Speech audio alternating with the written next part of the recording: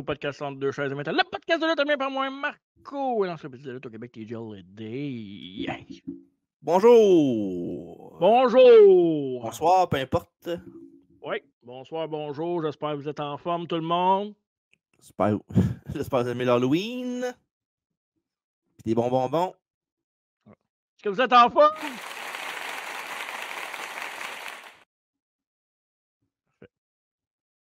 C'est fait. Ouais, ok.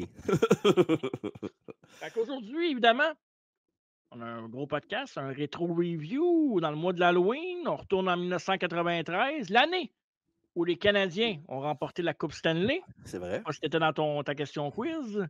Non. Donc, ça commence à sentir la coupe à Montréal. C'est un peu de bonheur de parler de Coupe Stanley, non? Non, mais je parle. On est dans une bonne ère d'aller pour aller chercher une coupe. Oui. En plus, avec le nouveau contrat d'Ellen Hudson, puis le nouveau contrat de Kent Hughes puis de Jeff Gorton, pendant 5 ans chaque. Ouais. C'est plate, là, mais si ça se donne pas là, ça ne donnera jamais. On verra pas ça dans notre vivant, je pense. Non, exact. Fait que, on est content, go, let's go. Ouais. À l'heure où on se parle, les Blue Jays ont accédé à la Série mondiale, donc je porte fièrement ma casquette. Non, J'espère, en tout cas. Non, c'est pas ça qu'ils vont dire d'accord. Non, mais c'est parce que ça sort dimanche, on enregistre Toi, jeudi. tu penses... Hein? Toi, tu penses qu'ils vont gagner, finalement, même s'ils perdent 2-1 en ce moment? Blue Jays? Ben oui. Ouais. Les Blue Jays gagnent la Série mondiale cette année. Je pense pas. Mariners sont forts. Ils sont gros. Ah ouais, ils sont forts. Mais tu sais, quand tu es capable de marquer 13 points dans une game. Oui, c'est sûr. Mais regarde, en tout cas. Bon. Anyways, on n'est pas là pour parler de baseball, de hockey puis de bowling. Pas Roger et Mark Griffin, c'est. Roger, puis là, il est malade. Prompt rétablissement, Roger, on t'aime. Oui, pour rétablissement, on pense à toi. Je sais que c'est un fan du podcast, il écoute ça à tous les semaines. Oui, absolument. Pendant d'écouter à tous les semaines, on avait un podcast la semaine passée qu'on a sorti, mais en fait, on a sorti 2 podcasts la semaine passée. On n'a pas sorti la Travers la table live, mais on a sorti un historique des combats de cercueil de Real Live dans l'historique, oui, et une conversation ouverte. Donc ça, c'était dimanche passé. Et 2 jours plus tard, on sortait Generation X in Your House. Donc, inhabituellement, un mardi soir. Donc, allez le visionner si vous n'avez pas eu la chance de le visionner. Donc, on sera de retour avec notre programme. De retour avec le programme en cours. Mardi prochain, 20h30 live sur YouTube, Twitch et Facebook. Et la semaine prochaine, le dernier podcast du mois de octobre, ça sera Mick Foley, biographie. Have a nice day! Bang, bang! C'est ça, on commence? Moi, je me sens d'attaque. Ah oui? Je commence à me sortir, ça fait 2 semaines, 2 semaines et demie, je commence à quasiment plus ressentir les effets de ma COVID. Donc, je suis prêt à attaquer. Je suis prêt à attaquer le pay-per-view, rétro review. Fait que comment ça? Premier match de la soirée, c'est quoi, mon cher TJ? Il n'y a pas de premier match pour commencer. On commence ça avec, évidemment, dans la vraie vie! Le segment. J'avais devenu Marco, parce qu'on a la culture populaire en tour des mains concours aujourd'hui, qui est Halloween avec 93 de CW, World Championship Wrestling. Donc, es-tu prêt à me nommer sur le numéro 1 en Amérique du Nord? C'est possible à un moment donné que j'arrive après dans la vraie vie? Ben, ça dépend de toi. Mettons, tu pourrais te faire deviner à toi-même c'est quoi, puis moi, je pourrais arriver après parce que j'aime pas le segment. Ben, si on avait, mettons, je sais pas, ça serait live, on aurait un chat, je pourrais parler au chat, demander au chat, puis tu serais pas là, mais malheureusement, pour l'instant, c'est pas le cas. Mais comme j'ai dit la dernière fois, on a fait DX la semaine passée, mais il y a des jeux de réponse à Star, fait que c'est moins difficile pour toi. Ouais, vas-y, shoot. Est-ce que c'est A? Numéro 1 en Amérique du Nord, je sais pas si je l'ai dit. Ouais. Voici tes choix. Est-ce que c'est A? That's the Way Love Goes de Janet Jackson? Est-ce que c'est B? Dream Lover de Mariah Carey? Ou est-ce que c'est Informer de Snow? Oh. Je vais dire. C'est quoi la chanson de Mariah Carey? Dream Lover. Ça va être bon, ça, je la connais pas. Je vais y aller avec Mariah Carey. Pas Mariah Carey, avec Janet Jackson, excusez. T'es sûr? Oui. Et voilà, malheureusement pour toi, c'était pas ça. C'était Mariah Carey. Asti, je l'ai eu, la tabarnak. Ben là, c'est toi, tu l'avais au début, tu l'as dit à Mariah Carey, il m'a dit. Asti de chanteuse overrated, calice. Ok. Bref. Chanson numéro 1 au Québec.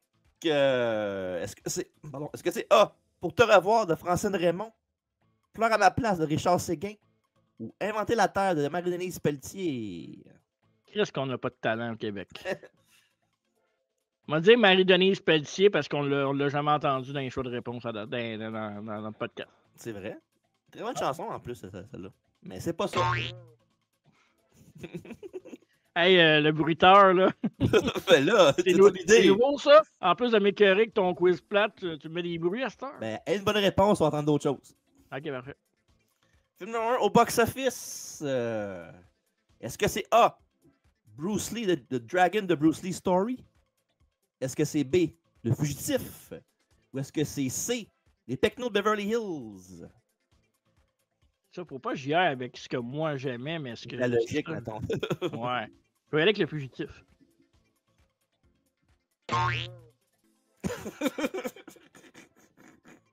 Oh là là, je m'entendrai jamais, je pense. Année. Non, Les Technos de Beverly Hills étaient la bonne réponse. Ah, ça aurait été mon troisième choix. Ouais. Jeu vidéo sorti alentour, je n'ai pas de choix de répondre, on va te laisser un guess. C'est un jeu de sport. 93 au mois d'octobre, donc on doit être dans NHL. Fait que 93 au mois d'octobre, je vais dire NHL 94. Bravo! Bonne réponse, Marco! Voilà. Je l'ai dit, la bonne réponse, c'est d'apprendre d'autres choses. Sur le cover de NHL 94, je me souviens pas c'était qui de mémoire, mais j'ai... Non, je pense que je l'aurais pas, mais... C'était pas... Non. C'est un goaler, non, hein? Je sais même pas moi-même. Vite demain, je suis Ah, pas ok, même je pas pensais que tu le savais. Non, j'ai juste marqué le nom du jeu qui a gagné, mais j'ai pas... C'est soit un goaler ou Steve Eisenman. Oh, ben, c'est comme une game, genre. C'est Boston puis LA, mais il y a genre il y a deux défenseurs de Boston, un attaquant des Kings, puis le goaler de Boston. En 94? Ouais, 94, ouais. Il avait pas commencé à mettre des joueurs connus, dans le fond? Ben, c'est des joueurs connus, c'est juste que c'est genre une image, c'est pas juste un joueur, mettons. Là. Ok. Mais je sais pas c'est qui je pense que c'est Andy Moog, si je me trompe pas, sur le cover, le goaler. Ouais. Et boy. De cover athlete, mettons. Oh ouais, ok. Dans le fond, c'est les deux principales. C'est Thomas Sandstrom des Kings puis Andy Moog des Bruins de Boston. Bon. Puis les deux autres, c'est des goalers. Et en 95, c'est là qu'il y avait un autre goaler, je pense, me semble. C'était Brodeur ou Van Beesbrook, non? Non, Van Beesbrook, c'est en 96, hein? Me semble c'est ça, ouais. 95, NHL. Kovalev, Kurt McLean. Pourquoi tu as fait ça? Tu as juste le faire parce que c'est devant le fun, c'est ça? Ouais, exact. Parfait. Dans le monde du sport, la NFL annonce une nouvelle équipe d'expansion. As-tu un guess?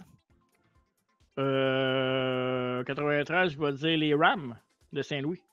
Malheureusement, non. C'était les Panthers à Caroline. Ah ouais? Ouais, à Charlotte, évidemment. Puis ça, je parle pas de Charlotte Flair. Là. Ils sont pas à elle. L'équipe est pas à elle. Là. Puis quelques années plus tard, ils se sont rendus au Super Bowl avec Jake Delhomme aussi. Jake Delhomme, ouais. Puis ils ont battu contre qui déjà? Patriote. Et voilà. Bref, voici ce qui se passe sur le WCW Magazine du mois d'octobre 93. On voit Sting et Vader avec un beau poster en haut de Johnny B. Bad disponible dans le magazine. Oh yes. Et voici un petit article qu'il y a dedans aussi. Une photo de Sting avec Sting. Voyons donc, oui. C'est malade mental. C'est fou. C'est avant, je sais pas si tu vois sur le texte, c'est marqué. M'en faire agrandir mon écran, on va le voir. Là. Sting, no, that's not typical error. Sting, the Sting and the wrestler got together with Sting at the Rocker backstage at Atlanta's Omni. J'ai offert de faire les back vocals sur notre prochain album. Sting le lutteur a dit s'il voulait joindre mon équipe de War Games à Fall Brawl. Sting le rocker a dit non, respectueusement. On fait de la comédie dans le journal. C'est plus drôle que ton quiz, en tout cas, ça c'est sûr. Arrête de dire ça. C'est pas toi qui penses ça pendule quand il dit ça. Non, c'est qui?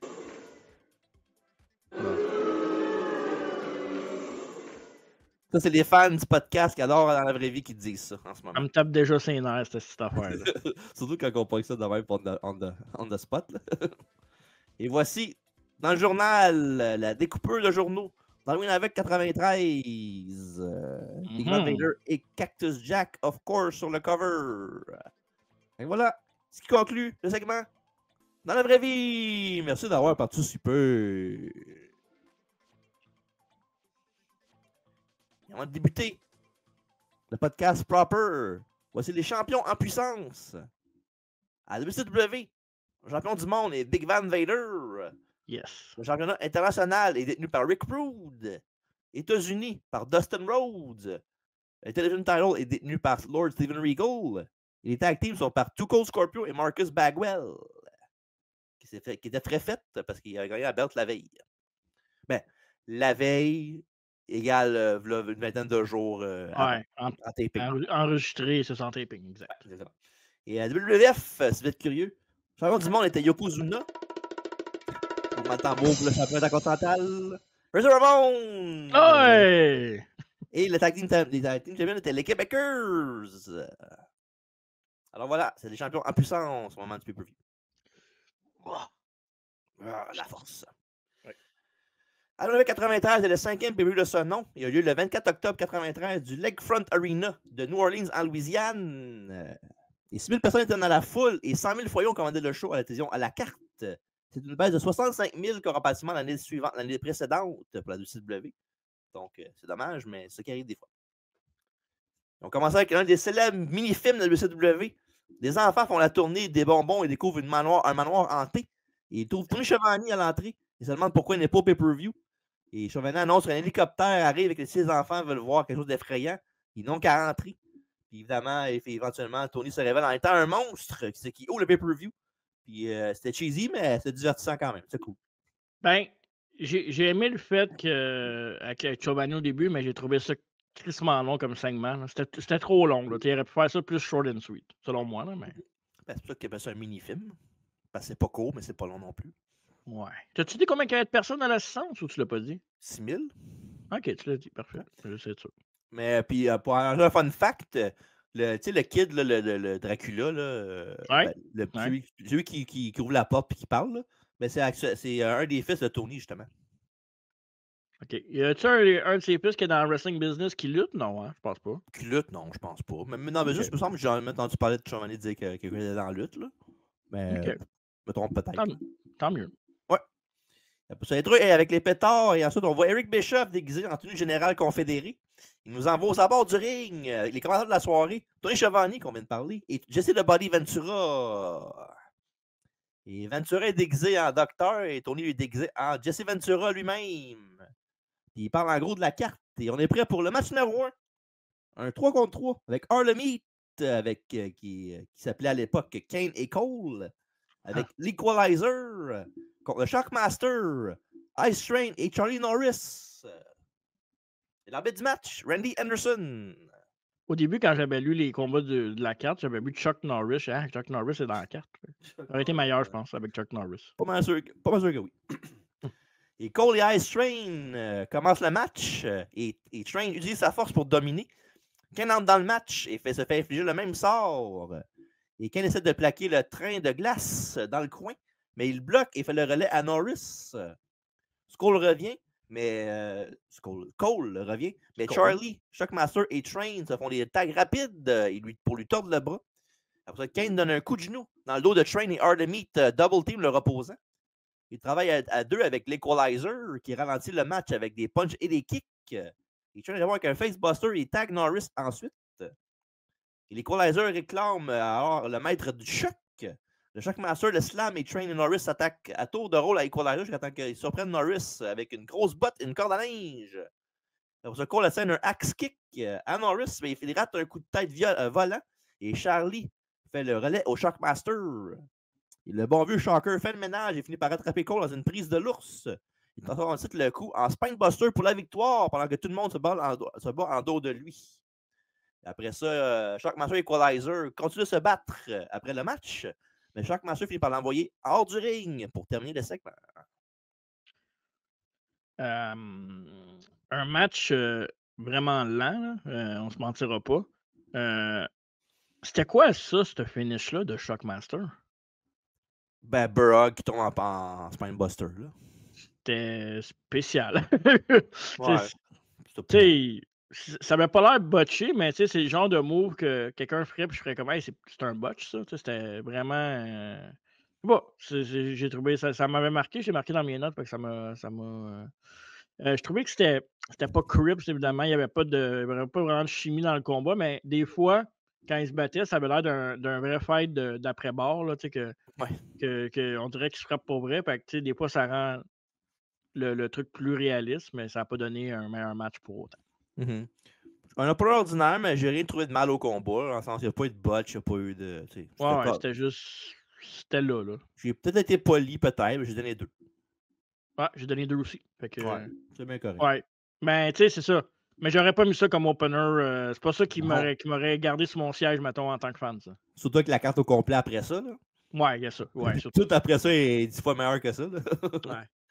Mais à l'époque, l'opener, c'était pas tant un match work rate, c'était plus genre le pire match de la gang pour commencer ça puis monter en crescendo pour Ouais, le plus c'est gros ça. match. C'était comme des semi-main event, de semi-finale, des affaires de même. Là. Mais oui, c'est vrai parce que je me souviens même à l'époque que j'allais voir des shows indie québécois avec mes cousins. Les meilleurs matchs, entre parenthèses, ils mettaient ça vraiment à la fin. Ils annonçaient ça comme semi-finale, finale. Ouais. Mais AEW fait ça aussi. C'est leur genre de. Oui, ils commencent avec un banger, mais ils mettent leurs cartes en fonction de matchs d'importance souvent. Hein, ça arrive, t'en Ouais, parles. ça peut arriver, ouais, en effet. Le Shockmaster va participer au Battle Bowl le mois prochain, où il ne le gagnera pas. Et Asher va avoir sa série de victoires. C'est terminé à Clash of the Champions le 27 janvier 1994 par Ron Simmons. Norris lui va quitter en janvier. Et l'Equalizer va faire un face turn l'année suivante en devenant Dave Sullivan, le frère dyslexique de Kevin Sullivan. C'est celui qui, tu sais, on a fait un show il n'y a pas longtemps là, avec le gars qui a le petit rabbit là, qui était contre DDP, ben c'est lui le gars Equalizer. Puis Battle Bowl, on avait fait ce show-là, me semble, non? Non, ben on a fait un, mais c'était pas Battle Bowl. C'était pas celui-là. On a fait Slamboree, nous autres. Ouais, c'est Slamboree. Ouais. Mais j'aime ce concept-là. Moi, j'aime ça, les tag teams random ensemble. Je trouve ça cool. Ouais, ça peut. Ben, tu peux construire des rivalités à partir de ça aussi après. Fait que... Ouais. Ben, AEW l'avait fait, là, pas longtemps. Ben, une couple d'années quand même. Ils l'ont fait, il me semble. Ben, AEW l'avait fait, là, pas une couple d'années, il me semble. Ouais, NXT avait fait ça aussi avec le Dusty Classic, non? Ben, c'était des tag teams qui avaient. Ouais, un petit peu, mais c'est quand même des tag teams qui étaient ensemble, là, qui ont fait ça, là. Mais les AEW l'avaient fait ça, c'est le même qui avait commencé avec Adam Cole et MJF, là. Oui, je me souviens. Ouais, t'as raison. Ouais. Après ça, j'étais rendu. Oui, Army va aussi être dans le Battle Bowl sans l'emporter. Mais pour eux autres, je pense qu'il y a des belles affaires qui s'en viennent. Je suis pas sûr. Mais... Interview time avec Eric Bischoff et Terry Taylor. Terry est l'homme désigné comme arbitre, le deuxième arbitre dans le fond, l'enforcer, dans le match Ric Flair contre Rick Rude, tantôt dans le show. Bischoff lui demande pourquoi il a tant voulu obtenir ce poste. Et Terry explique qu'avoir su accepté ce poste en raison de l'ampleur du match. Il a dit aussi que Flair et Rude se détestent et veulent prouver qu'ils sont les hommes de la situation. Et Taylor ajoute ensuite qu'il veut se racheter toutes ses mauvaises actions par le passé, mais qu'il pourrait devoir prendre une décision impopulaire dans le match. Il promet toutefois de suivre à la ligne, right down the middle, et il termine ça en appelant Bischoff General Custer. Deuxième match, Mr. Wonderful Paul Orndorff avec l'assassin numéro 1 contre Ricky the Dragon Steamboat avec Nick Patrick comme arbitre. Non, c'était correct que tu mettes ça. Ah ouais? Oui. Parce que Steamboat devait affronter un autre lutteur, Yoshi Kwan, mais il est blessé, donc c'est Orndorff qui prend sa place. Tant mieux. Ben, vraiment. Ben, vraiment. Oui, vraiment. Ben, oui, mais c'est même pas. Ouais, ça. L'arbitre du match, Nick Effin Patrick, comme j'ai dit tantôt. Et parlant de Nick Patrick, ça c'est cool. L'homme derrière le masque, l'assassin numéro 1, ben, c'est son père, à Nick Patrick. Ouais. Son papa. Très cool. L'assassin numéro 1. Ouais. Et fait que voilà. Les fans sont immédiatement pas là sur Orndorff après l'arrêt de la musique de Steamboat. Et Ricky se tourne pour pousser devant la foule, mais Orndorff lui saute dessus pour commencer le match. Il échange des coups avant que Ricky ne surprenne pas avec un O'Connor Roll. Ils se battent ensuite au sol et sur la rampe où Wonderful slam Steamboat dessus. Et Ricky se reprend et tente un flying crossbody pour revenir dans le ring, mais Orndorff se tasse. Il n'y a personne dans la piscine. Et Paul réplique avec une souplexe, mais le Dragon le rattrape en plein vol en courant les cordes ensuite. Il commence à lui travailler le bras. Il coupe ensuite le retour d'Orndorff avec une croix de corps et commence à rentrer le bras de Paul dans le poteau et ensuite l'épaule dans le poteau. Il le projette contre la barricade de sécurité. Il bloque Paul avec une clé de bras et tente de lui casser les doigts, mais Orndorff se libère. Après ça, ils se battent à nouveau au sol et sur la rampe et Patrick doit maîtriser Steamboat, ce qui le rend vulnérable aux attaques. Et Orndorff envoie Ricky par-dessus la balustrade. Il lui lance la tête contre les cordes. Il se rentre dedans en collision avec un double crossbody. Orndorff tente de compter Steamboat avec l'aide des cordes. Patrick l'arrête et le dragon reprend le contrôle du match. Ils se battent à nouveau dans le ring et échangent des tentatives de tomber, mais l'assassin commence à distraire son fils, l'arbitre, Nick Patrick. Et Steamboat se dispute alors à nouveau avec Patrick. Il le bouscule, ce qui pousse Orndorff à lancer Ricky par-dessus la troisième corde.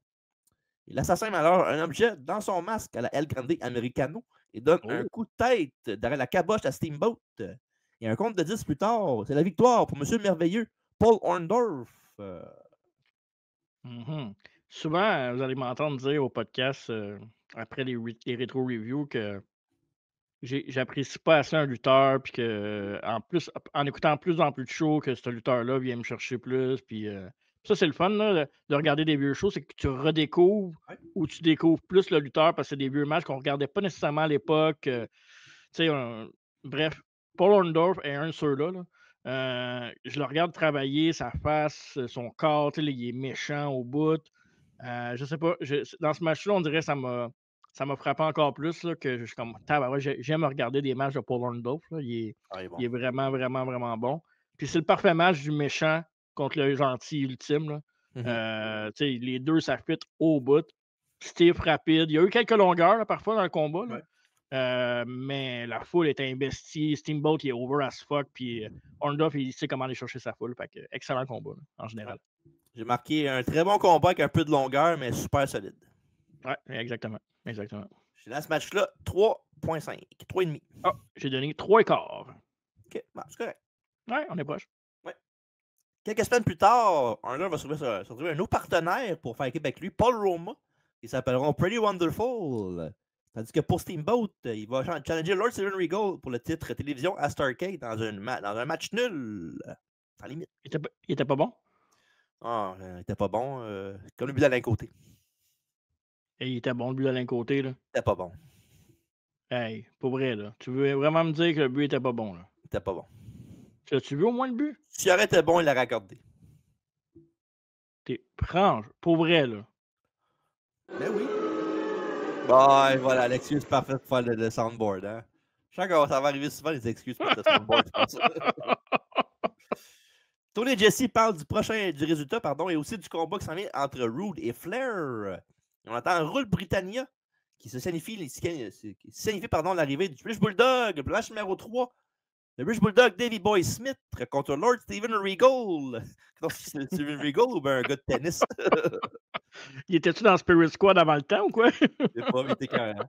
Avec Sir William pour le championnat de télévision de la WCW. Et l'arbitre du match est Randy Anderson, l'abatteur de la Grande-Bretagne. Et Sir William est incarné par le lutteur Bill Dundee, un ancien lutteur qui a entre autres été partenaire de Jerry King Lawler à Memphis, qui a remporté les titres par équipe de la AWA. Voilà. Davey a ici l'occasion de démontrer ses compétences techniques en tenant tête à sa seigneurie sur le tapis dès le début du match. Les deux hommes essaient de travailler le bras pour débuter. Nous avons un face-à-face.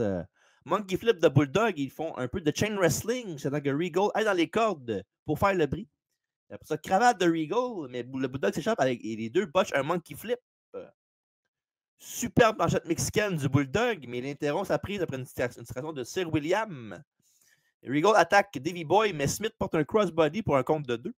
Un coup de genou au ventre de Regal pour un 2 encore une fois. Et après ça, un snapmare de Steven. Et Regal porte un salto senton. 1, 2 et non. Demi-Nelson arrière de Regal qui brise la prise après un certain temps. Mais quand l'aspirant, il voit qu'il abdicte pas. Et après ça, Regal envoie Bulldog sternum en premier dans le coin, un peu comme le beau-frère de Davey Boy Smith, Bret Hart, pour un compte de 2. Le genou et uppercut de Regal s'ensuit et il passe une cravate arrière. Et le Bulldog finit par s'échapper et porte un coucher de soleil pour un autre near fall. Steven continue de travailler le délit sur le tapis, mais le Bulldog se dégage la prise de Regal et porte une corde à linge. Il reçoit un coup de genou au ventre de la part de Regal et le champion de la télévision retourne à la moitié du Nelson arrière. Et le Bulldog power up, mais s'écroule, permettant à Regal de le couvrir pour 2. Suivi d'un Regal stretch, mais Smith s'en déprend à nouveau.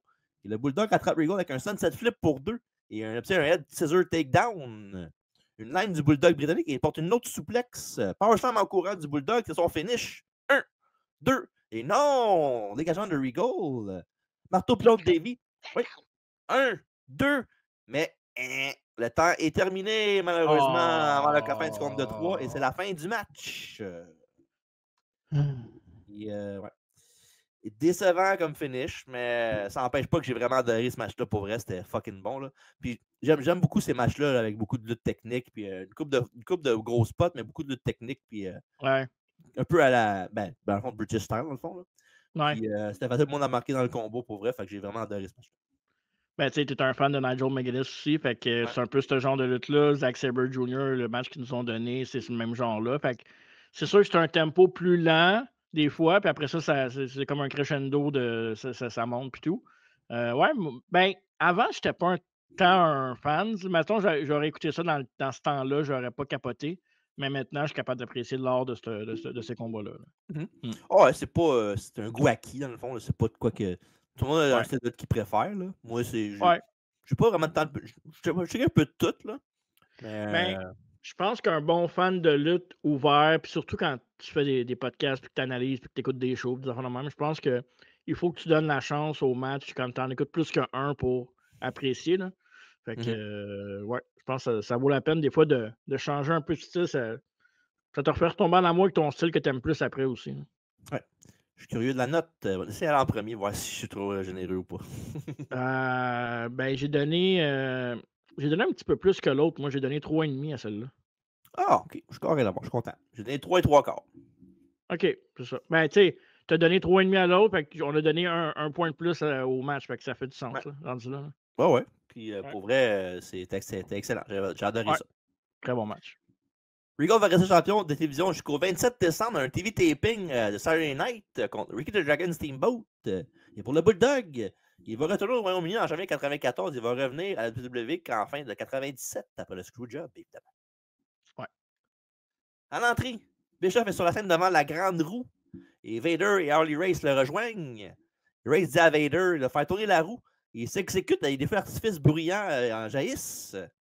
Et la roue ralentit évidemment et atterrit sur un Texas Deathmatch. Eric essaie d'annoncer le résultat, mais les feux d'artifice sont tellement forts qu'ils font tellement de bruit qu'on n'entend pas quand il dit qu'est-ce qu'il dit. Puis, je vais dire les règles tantôt, mais qu'on arrive au match pour ce combat-là. Évidemment, c'était pas prévu. Hein.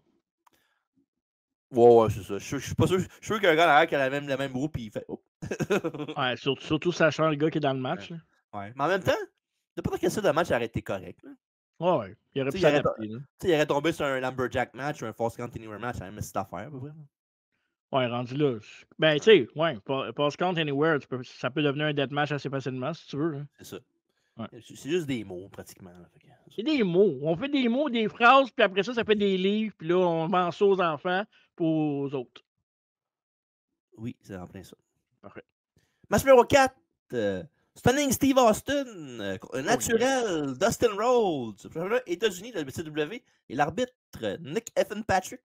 Ça, c'est un estime match-up intéressant pour vrai. Là. Wow! Goldust contre Stone Cold. C'est malade, ça. Ouais. Austin est revenu enceinte depuis la blessure de Brian Pillman. Les Blonds d'Hollywood n'ont pas encore officiellement rompu, mais ça va arriver très bientôt à la WCW.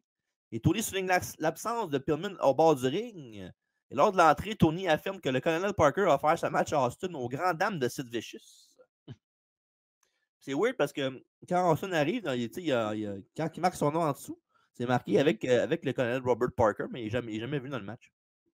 Ben ça, c'est comme des fois des bugs quand tu mettais à Revenge un manager, puis il était pogné dans le décor en arrière, après ça, il apparaissait autour du ring. Ça se peut. Doit être ça. Sauf que là, il n'était pas là. Austin frustre Dustin dès le début avec quelques gifles et le Rose le poursuit autour du ring. Et Dustin renverse ensuite avec une tentative de le crabe de Boston, mais Steve l'atteint d'un coup de coude et commence à lui attaquer la tête et le cou.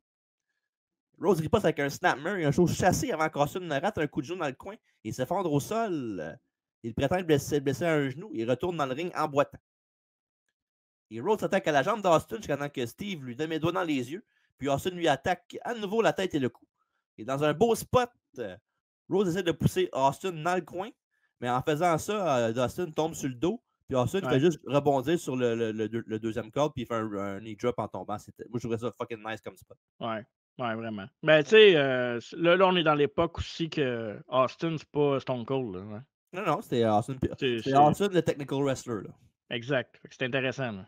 Ah, il était tellement bon même. C'est dommage qu'il est arrivé avec Owen, pour vrai. Là. Mais y aurait-tu continué comme ça après, tu penses? Ouais, je pense que oui. Ouais?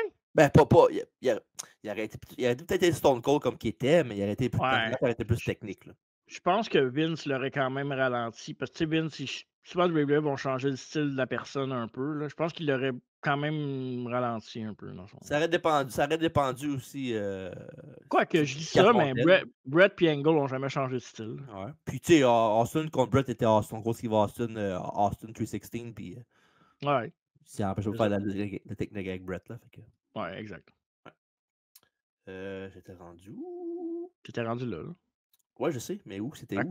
À côté. Tu sais, là, quand, mettons, il avait le pied sur la corde, il a rebondi, puis il a fait un knee drop, là. OK.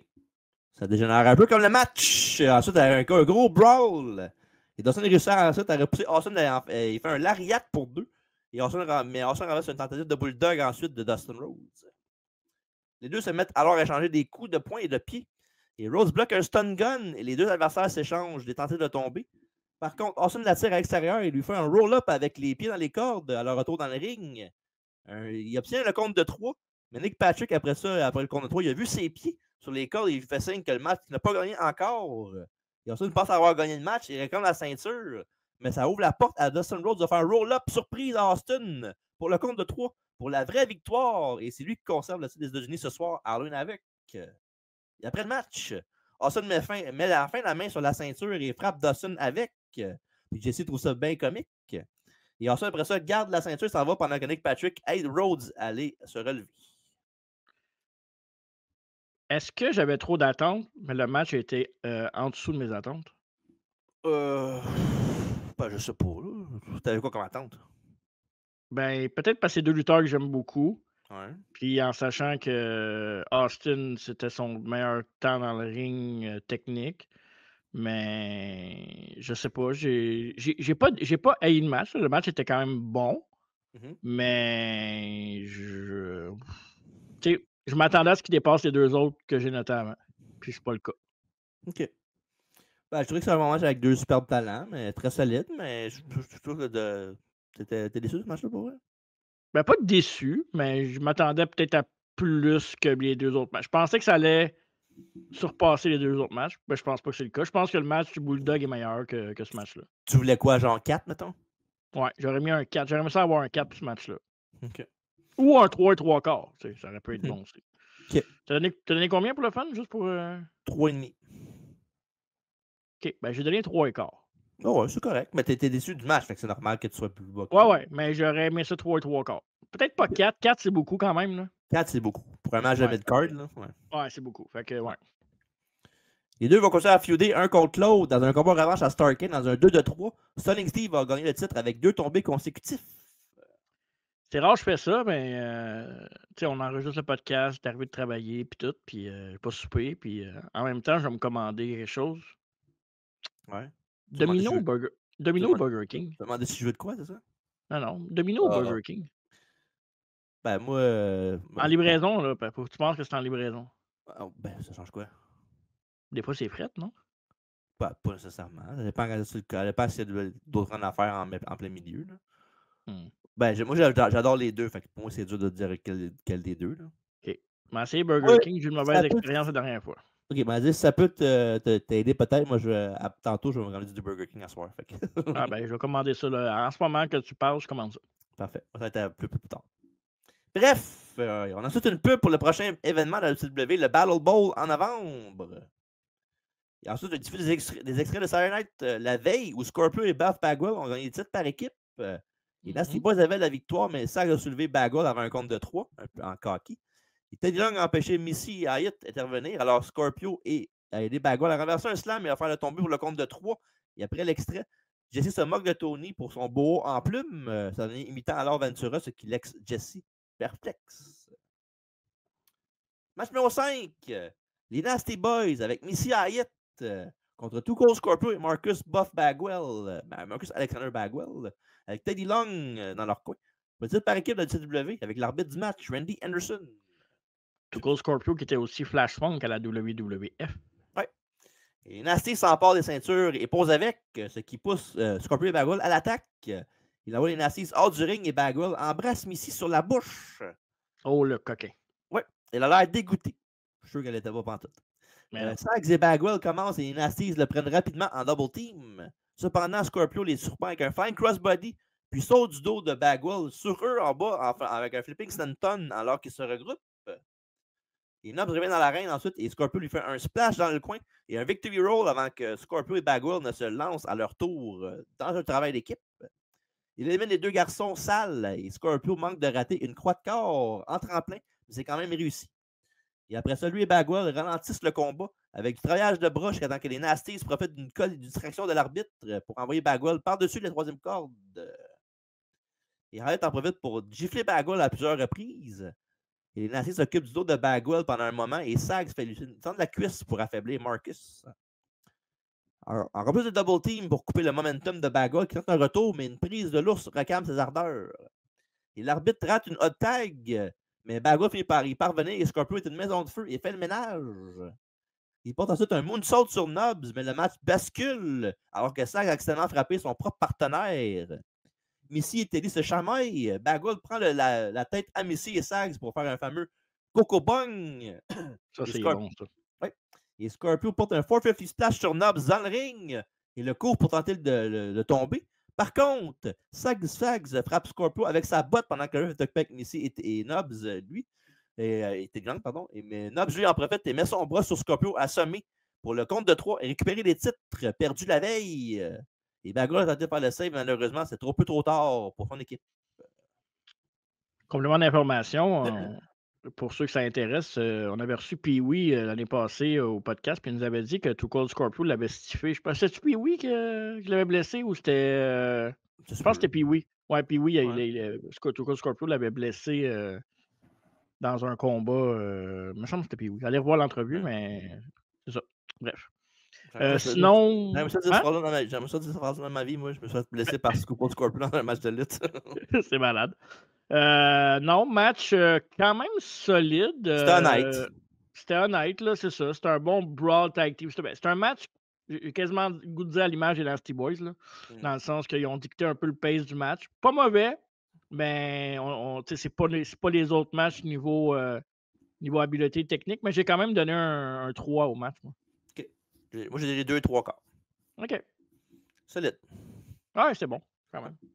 Les Nasty Boys vont rester par équipe pendant un bon petit moment encore quand ils vont perdre des ceintures en mai 1994 aux mains de Cactus Jack et de Kevin Sullivan. Ouais. Et l'équipe de Bagwell va en rivalité avec le team Pretty Wonderful de Roma et Orndorff, comme je disais tantôt. Ils vont s'affronter à Starrcade dans un match que Pretty Wonderful va gagner. Leur chanson d'équipe, c'était-tu Pretty Wonderful, walking on the street, Pretty Wonderful. C'est pas Pretty Woman, là, tout? Ah, ok, excuse. Là, tu cherches un effet sonore là, pour me. Hein? Je savais tellement là, que t'allais aller là. Ça va être top pour faire des reviews, faire des là. Simonac. 38$ du Burger King, Simonac. C'est un accord en compagnie, dans ce prix-là? Pas facile pour un pauvre comme moi. Mais abonne-toi à Uber Eat Plus. Non. Pas une pub. Bref, et tout le temps avec Eric Bischoff, Colonel Robert Parker et Sid Vicious. Et Sid appelle Sting la franchise. Il dit qu'il monte dans le ring avec l'homme qui domine le monde. Et Parker dit qu'Halloween avec est un moment vraiment épeurant pour Sting avant de demander à Sid quelle heure il est pour lui. Et Sid chuchote que Sting se réveille d'un cauchemar et affronte la réalité ce soir. Il dit que certaines personnes le surnomment Psycho Sid. Et Vicious se met à hurler qu'il soulève Sting à 2 mètres de haut et le jette au tapis. Il menace de prendre l'âme de Sting pour dire qu'il domine le monde. Vraiment habituel de Sid Vicious, toujours bon. Ouais, exact, toujours divertissant. Match numéro 6. Sid Vicious, le Colonel Parker contre Sting. Et l'arbitre du match, Nick Effin Patrick. Et Sid attaque immédiatement le Stinger, mais il répond avec un slam et une corde à linge qui envoie Sid au bord du ring. Sting le renvoie ensuite à l'intérieur avec une souplexe, mais Sid se regroupe. Sting le suit et fait tomber par-dessus la rampe avant d'aller se battre dans la foule. Et de retour dans l'arène, le Stinger lui fait une corde à linge volante, mais Sid s'échappe de la tentative de tomber avec force. Parker distrait ensuite Sting et Sid lui fait un choke slam. Il pose au lieu de le couvrir, puis s'attaque au dos de Sting. Il distrait même l'arbitre pour que Parker puisse étrangler Sting avec son mouchoir, que Parker utilise après pour s'essuyer le front quand l'arbitre le regarde.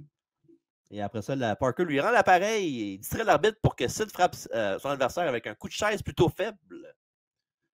Et Sid travaille lentement le dos de Sting qui essaie de le riposter, mais Sid l'arrête avec un power slam et une prise de l'ours ensuite. Sting brise la prise à plusieurs reprises et commence à faire rebondir la tête de Sid sur les appuis comme un ballon de basketball avant de lui faire un spinebuster. Il continue après ça avec 2 Stinger Splash, mais le colonel le distrait à nouveau. Cette fois-ci, Sting punch Parker d'en face. Et Sid se relève immédiatement et attaque Sting dans le dos. Et Parker attrape le pied de Sting ou celui de Vicious par erreur. Parker fait tomber Sid et le maintient au sol quand Sting le couvre pour tenter de le tomber. L'idée étant que le punch l'a aveuglé, qu'il ne voyait pas ce qu'il faisait. Mais Sid tape le colonel sur l'épaule, dit qu'est-ce que tu fais? Il monte sur le tablier. Et après ça, l'homme qu'on appelle Sting en profite, les fait rentrer un dans l'autre en collision. Roll-up Sid Vicious pour le 1, le 2 et le 3. Sting est victorieux ce soir. Halloween Havoc. C'est pas la décision. Pardon. Sid et son gérant sont dans le ring et Parker plaide son innocence à Sid, qui n'est pas content et qui finit par s'en aller tout seul. Puis le combat, c'était bon. C'était un match de Sid. C'était bon.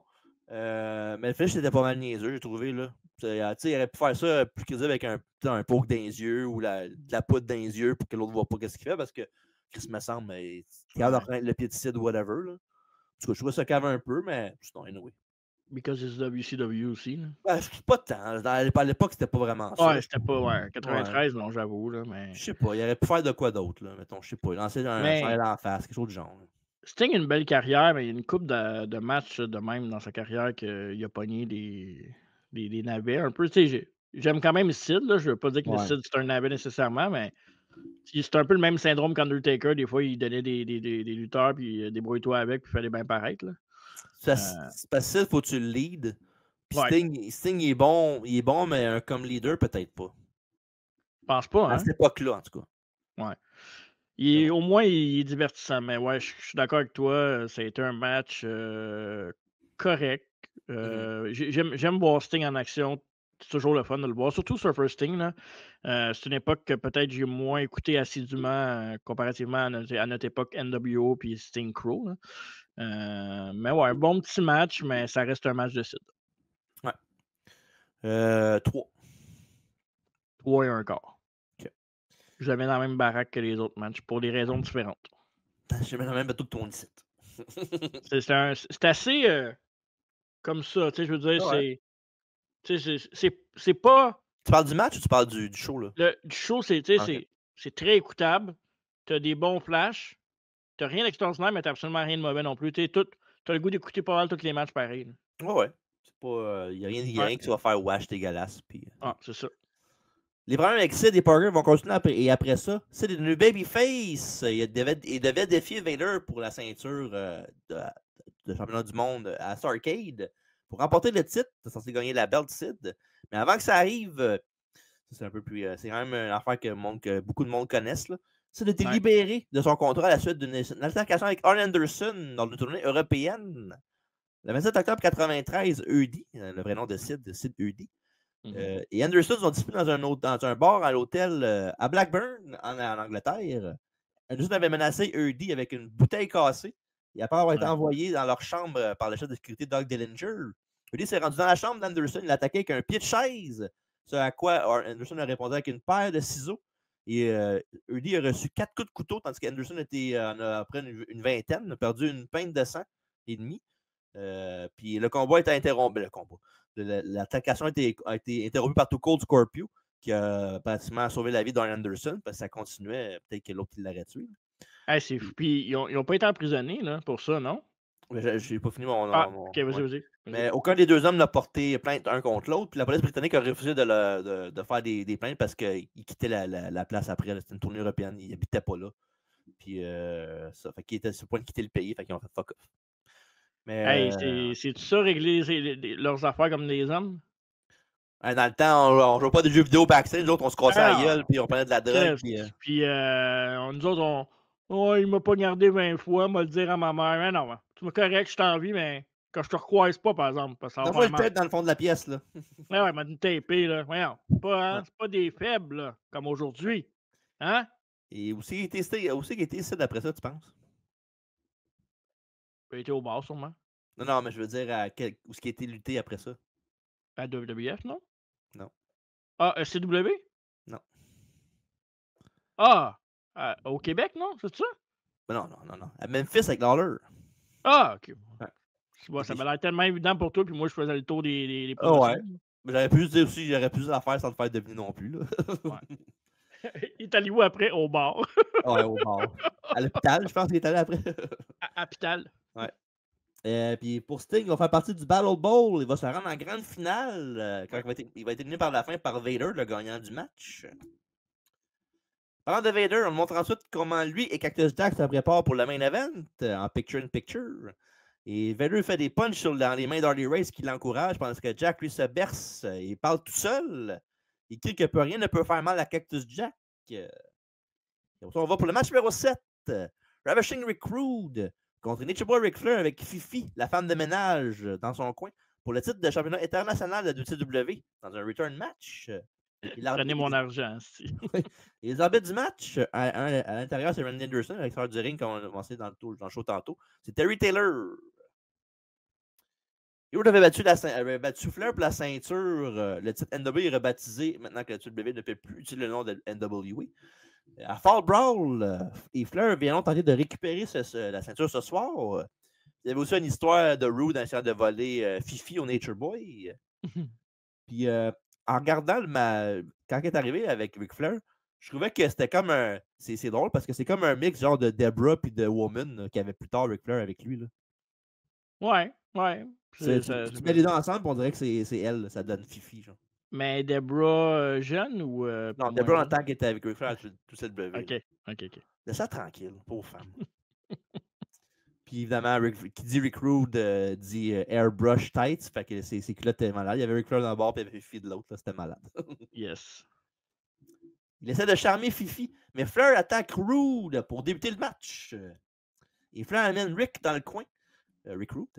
Il lui fait une suplex pour un seulement.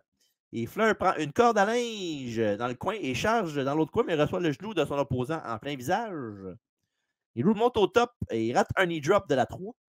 Et Flair fait un brise-genou, il va pour le figure 4. Et Rude brise en allant aux cordes et Flair enroule la jambe de Rude à travers le poteau à plusieurs reprises. De retour dans la ring, le garçon de nature attaque la jambe du ravisseur Richard Rude, mais Rude le sort en bas pour avoir un petit répit.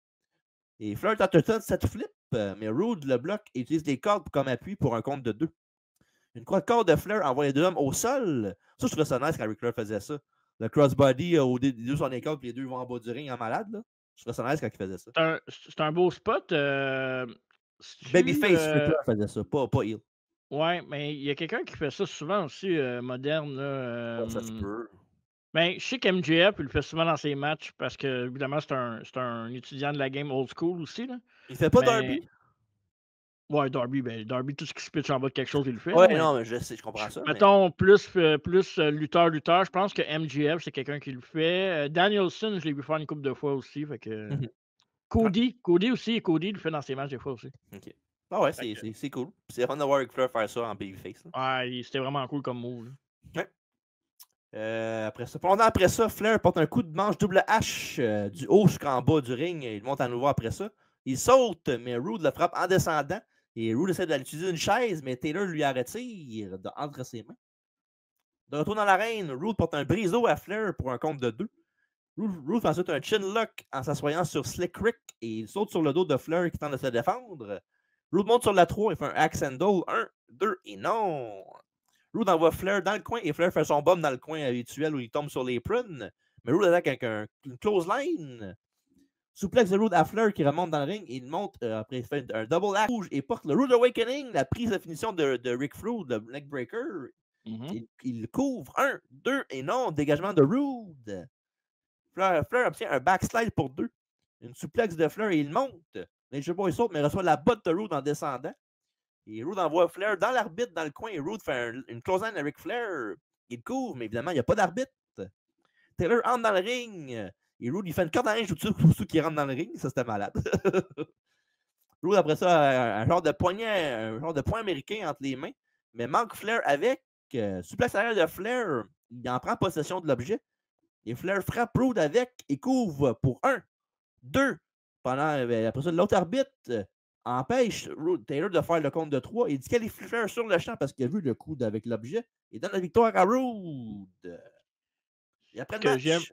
Ah, ben, j'allais dire, ce que j'aime dans ce combat-là, c'est qu'il y a une raison pourquoi il y a un autre arbitre. Fait que ça fait du sens qu'il y ait un autre arbitre parce que faut que ça fasse du sens avec le finish, sinon ça marche pas. Oui, absolument. Et après le match, Rude essaie d'emporter Fifi dans ses bras, mais Flair l'arrête et lui fait le figure 4 sur la rampe. Et Taylor, l'autre arbitre, dégage Flair de Rude.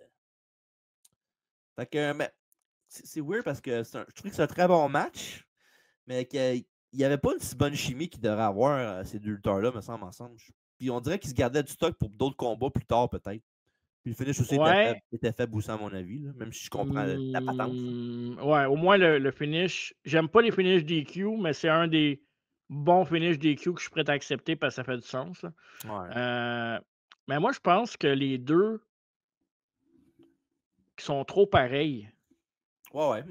Parce que des fois, tu as besoin de quelqu'un qui complète ton style. Tu sais, Flair est un peu plus proactif que Rude. Rude est plus lent dans le ring, là, mais plus méthodique. Mais je trouve que les styles vont pas ensemble. Tu sais, ça pourrait être un bon tag team, mais un contre un, ça peut être soit très bon ou soit puis c'est ça. Mais comme un peu le match que j'ai dit tantôt, on aurait pu peut-être s'attendre à plus parce que tu vois ces deux gros noms-là. Par contre, j'ai préféré de loin ce match-là à l'autre match. Là. Non? Ben, dis ta note, je la mets après. 3 et 3 quarts. 3 et quart. OK. Je trouvais c'était bon, là. C'était très bon, mais je trouvais ça un peu slow. OK. Ouais. Mais bon. Encore là, 3 et quart, c'est bon. Là. C'est pas mauvais. Oh, ouais, non, c'est correct, mais c'est.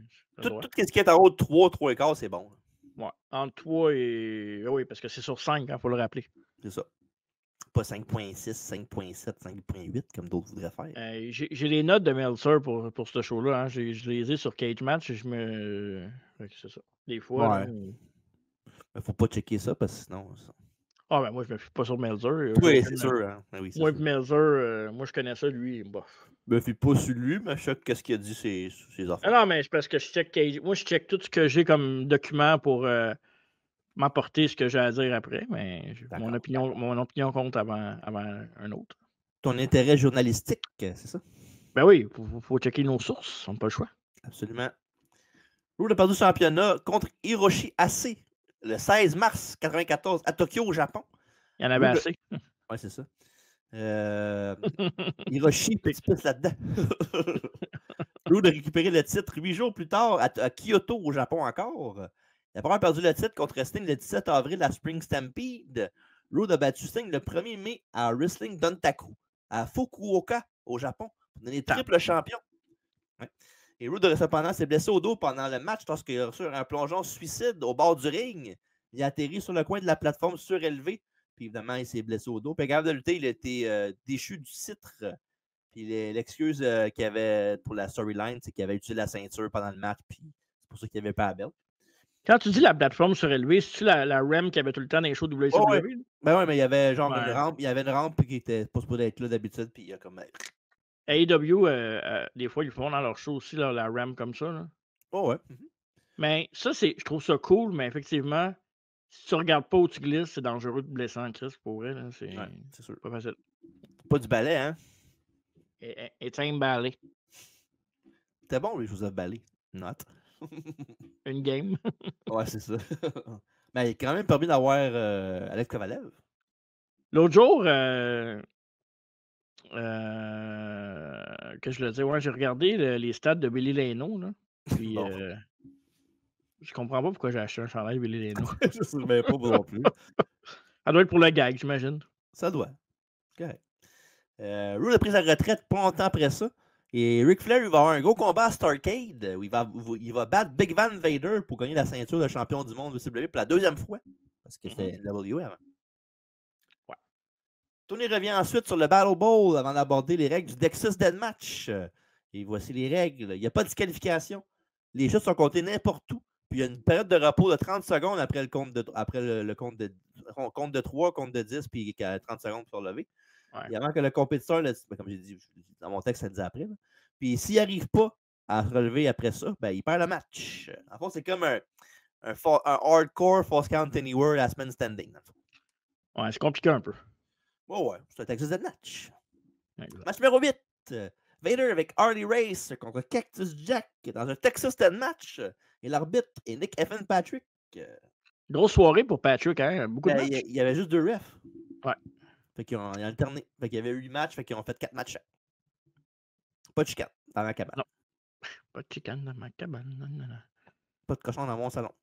En avril de la même année, lors d'un match maintenant tristement célèbre, Vader a porté un powerbomb légitime à Cactus Jack sur le plancher de béton extérieur du ring. Puis il l'a assommé, puis il y a une commotion cérébrale après ça, Cactus Jack.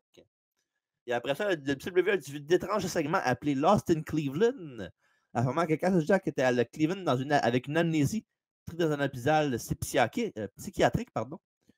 Mais c'était un piège à Cactus pour surprendre Vader. Jack est revenu à Fall Brawl le mois d'avant pour attaquer l'homme qu'on appelle Vader.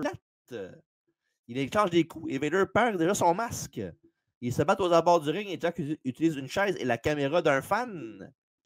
Après ça, ils se battent à nouveau sur le ring pour en ressortir et Cactus renverse une souplex sur la rampe. Et Jack saigne déjà des coups de Vader en début de match.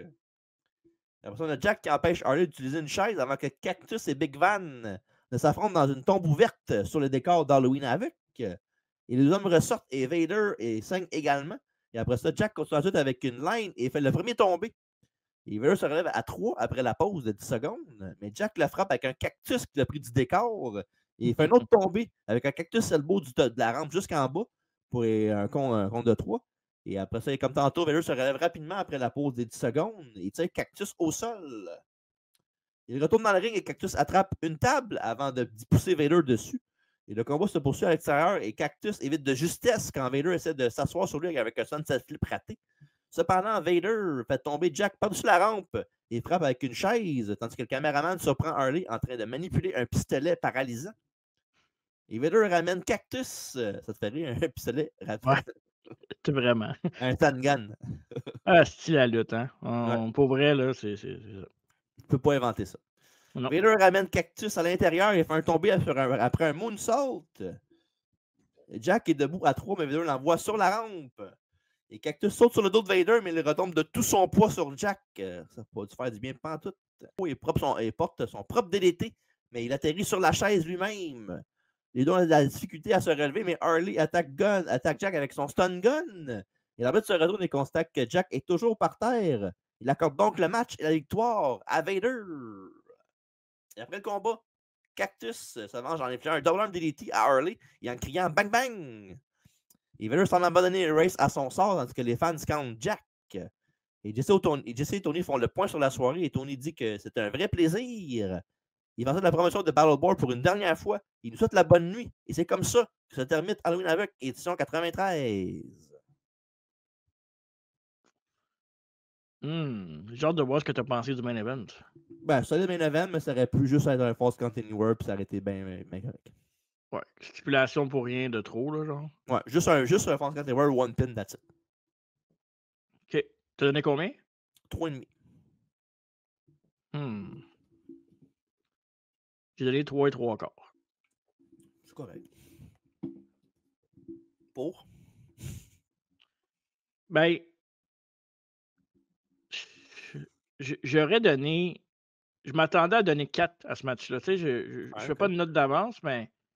Puis, j'ai des hautes attentes quand je vois Cactus Jack. C'est un peu quand tu vois un match de Derby, c'est un peu la même chose.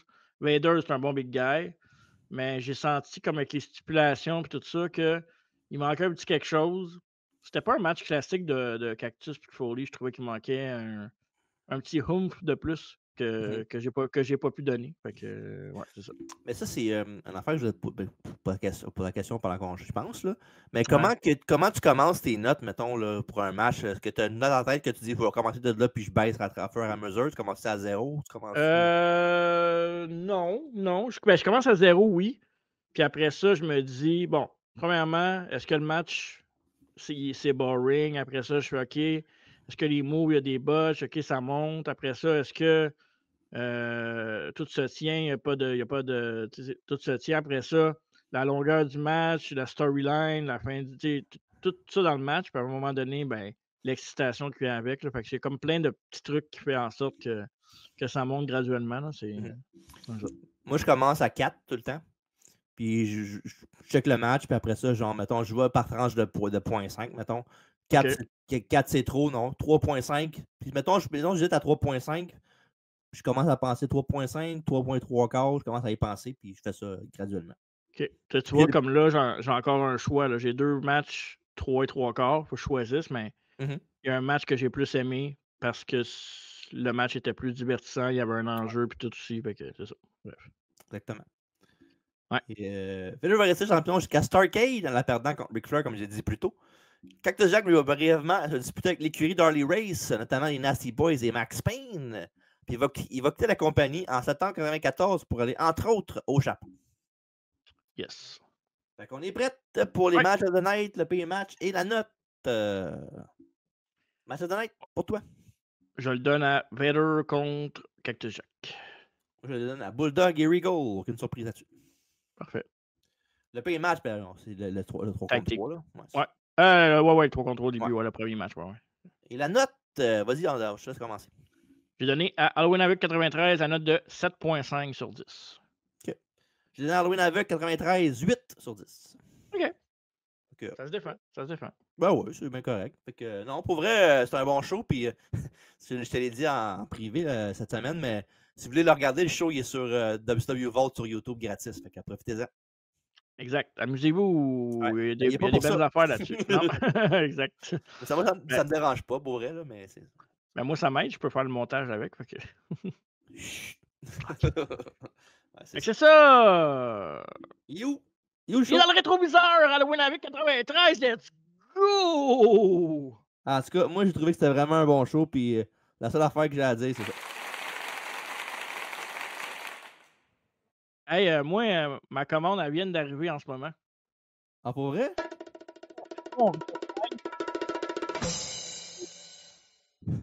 Avant que tu annonces les prochains shows, est-ce qu'on va vivre ensemble si la commande est bonne ou pas bonne? Ah, va la chercher, puis check si Ben oui! Parfait, bon, il va. Parle des prochains shows. C'est bon. Évidemment, la semaine passée, comme on l'a dit tantôt au début du podcast, on a fait 2 podcasts au courant de la même semaine pour rattraper notre retard qu'on avait eu, que malheureusement Marco était malade. Avec l'historique des combats de cercueil de Bird Alive, avec évidemment l'Undertaker qui est en grande vedette, vu que genre 75% des matchs là-dedans, c'est lui qui a à voir avec ça. On va parler de ses matchs contre Yokozuna, on va parler de ses matchs contre Shawn Michaels, on va parler aussi des matchs des W avec Darby Allin, les Bird Alive avec contre Mankind. Pour vrai, on va parler de tout en détail. Fait qu'allez voir ça. Et aussi, retrouvez-vous avec Generation X In Your House avec le main event de Shawn Michaels contre Ken Shamrock. Et la semaine prochaine, aussi, ne manquez pas la biographie de Mick Foley qui va avoir lieu au podcast. Et évidemment, ne pas oublier les mardis soirs à 20h30 à travers la table avec nous deux. Il va y avoir aussi des invités spéciaux tout le temps. On fait des segments, un quiz, des fois, on est dans la vraie vie, on joue dans l'histoire, on a plein d'affaires. Fait qu'allez nous voir le mardi soir à 20h30 sur YouTube, Twitch et Facebook. Et en attendant mon boudin aux pommes. Tout est parfait dans la commande. Un petit peu froid, mais pas tant. C'est correct, ça va. Ça va aller? Parfait.